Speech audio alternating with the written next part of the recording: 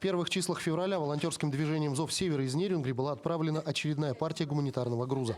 Неравнодушные жители всего района собрали более 8 тонн всего необходимого землякам, которые находятся в зоне специальной военной операции. Часть груза из Ростова-на-Дону отправилась в опорный пункт в Новоазовск, а часть сортируется и отправляется по направлениям непосредственно силами волонтеров. Мы разгружаем груз, который мы сегодня встретили, гуманитарный. Это у нас идут направления именно госпитали, медбаты, наши медвзводы.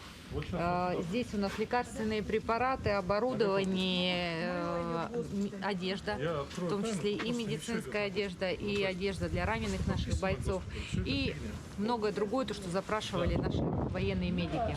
Первым пунктом поездки стал медицинский батальон, дислоцированный в городе Донецк. Там несет службу наш земляк, нерюнгринец. И по его заявке был собран и доставлен груз всего самого необходимого для батальона на данный момент. Это лекарства, препараты и перевязочный материал.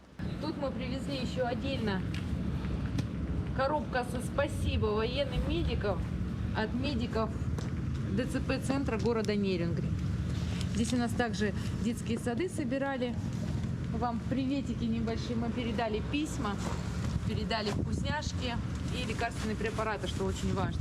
Бывает и такое, что централизованное снабжение по тем или иным причинам задерживается. И в такие моменты волонтерская помощь приходится как никогда кстати. Вот здесь вот на складе все волонтерское. Все приходит. Ну, самим иногда приходится искать где-то. Вся гражданская медицинская инфраструктура Донецка перепрофилирована под военные госпитали для оказания оперативной медицинской помощи раненым бойцам и пострадавшим в результате обстрелов мирным жителям. Среди гуманитарного груза из Нерюнгринского района медикаменты и препараты и для 24-го госпиталя города Донецк. За время СВО нас очень много и часто получали волонтеры. Работа с волонтерами очень важна.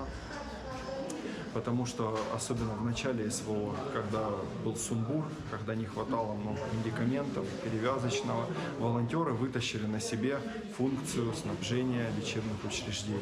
Складываются не просто формальные отношения, да, а дружеские, вот, такие совершенно новые формы общения между медиками и волонтерами. То есть мы одна команда и работаем все на общую победу.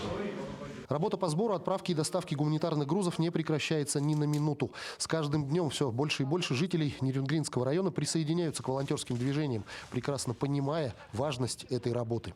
Иван Лазаренко, Вадим Барашков, Нерюнгри.